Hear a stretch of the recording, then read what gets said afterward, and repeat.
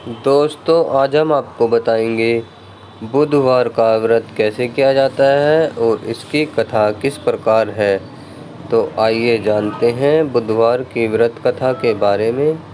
एक बार की बात है, एक बार एक समय किसी नगर में एक साहूकार रहता था।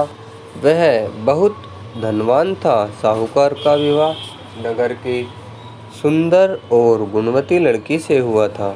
एक बार वह अपनी पत्नी को लेने बुधवार के दिन ससुराल गया और पत्नी के माता पिता से विदा कराने के लिए कहा।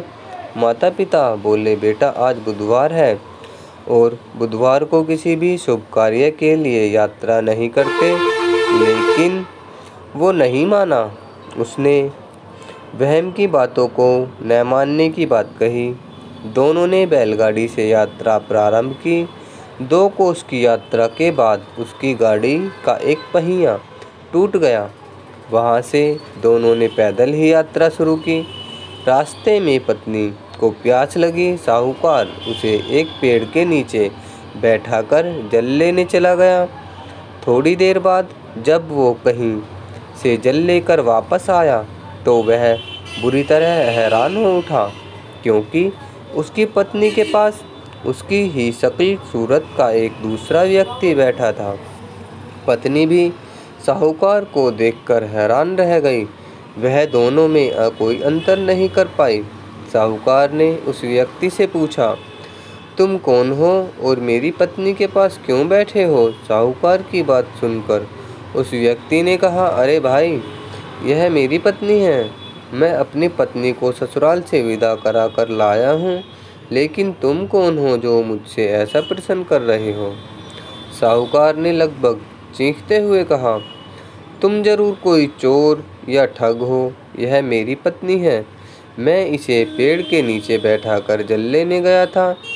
इस पर उस व्यक्ति ने कहा, अरे भाई, झूठ तो तुम बोल रहे हो।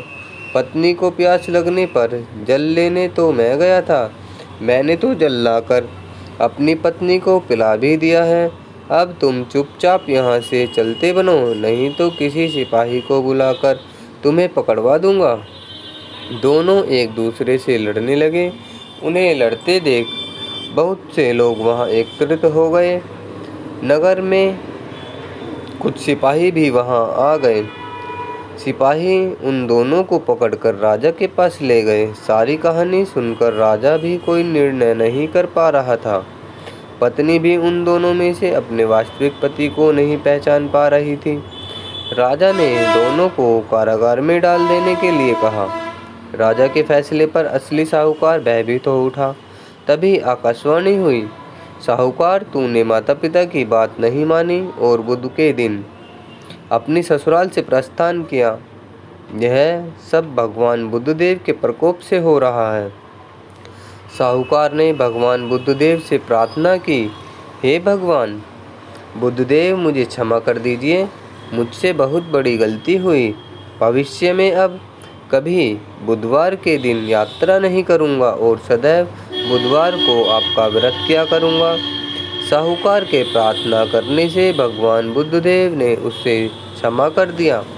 तभी दूसरा व्यक्ति राजा के सामने से गायब हो गया।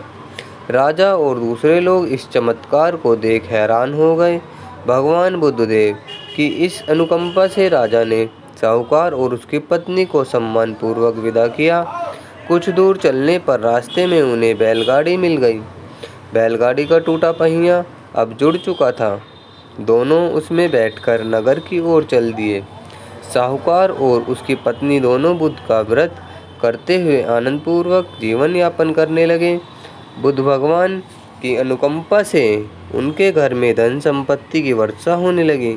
जल्दी ही उनके जीवन में खुशियाँ भर गई। बुधवार का व्रत करने से स्त्री पुरुषों की जीवन में सभी मंगल कामनाएं पूरी होती हैं। तो दोस्तों, इस प्रकार थी बुधवार की व्रत कथा।